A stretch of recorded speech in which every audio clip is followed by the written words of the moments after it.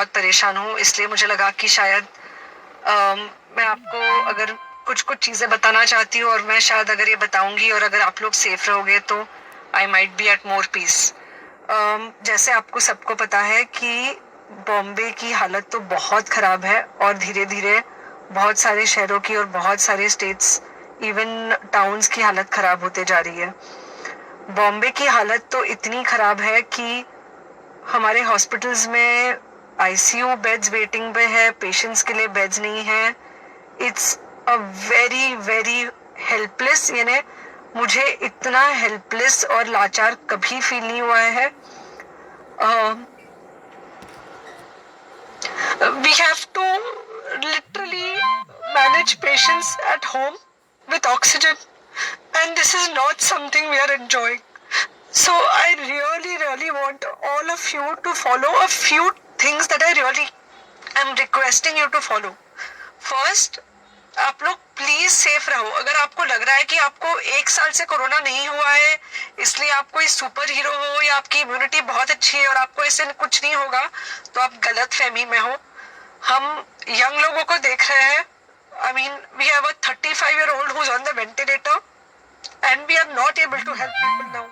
So we do not want, we really don't want any of you to be in that situation. So, sorry.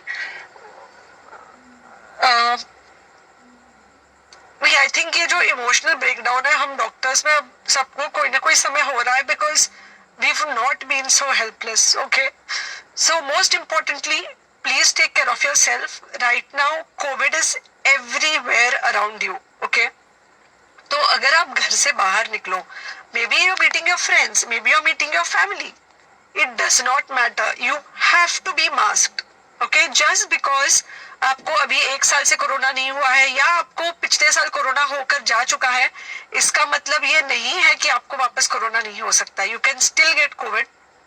तो please keep yourself very well masked at all times. अगर आप घर से बाहर निकल रहे हो तो घर के बाहर निकलो, मास्क होना चाहिए। मास्क सिर्फ इधर नहीं, मास्क पूरा नाक से पूरा यहाँ तक होना चाहिए। दूसरी बात, अगर आपको कुछ होता है, अगर आपको बुखार आता है या कुछ होता है, पैनिक मत होइए। Do not get unneeded investigations done.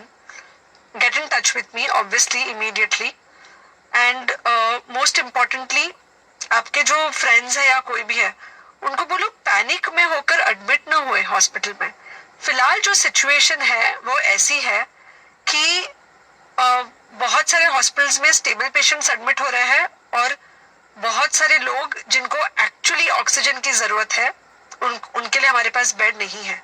In fact हम लोग घर में लोगों को ऑक्सीजन देके मैनेज करने की कोशिश कर रहे हैं और ये हमने पहले कभी नहीं किया है कि हम इतने सारे लोगों के लिए बेड्स ढूंढ रहे हैं, इतने सारे लोगों को घर में मैनेज करने की कोशिश कर रहे हैं। So please leave beds for people who actually need it, who have pneumonia, who need oxygen and who will need to be under very close medical care. Third thing, if you have not taken the vaccine, अगर आपने vaccine नहीं ली है किसी भी कारण से, हो सकता है आप ट्रैवल कर रहे हो सकता है आपको वैक्सीन की हिचक हो सकता है आपने कुछ व्हाट्सएप पे फॉरवर्ड पड़ा हो कि वैक्सीन की वजह से कुछ साइड इफेक्ट्स हो रहे हैं या कुछ हो रहा है। It's untrue. Please take your vaccine. ये हमको डेफिनेट दिख रहा है कि जो लोगों के 2 वैक्सीन के शॉट्स होकर 2 हफ्ते हो चुके हैं उनमें डेफिनेटली हमको इन्फेक्शन, सीरियस इन्फेक्शंस कम दिख रहे हैं और हॉस्पिटलाइजेशन ना के बराबर है। So the vaccine is definitely helping. Okay, so take care of your self, do not take COVID-19 lightly.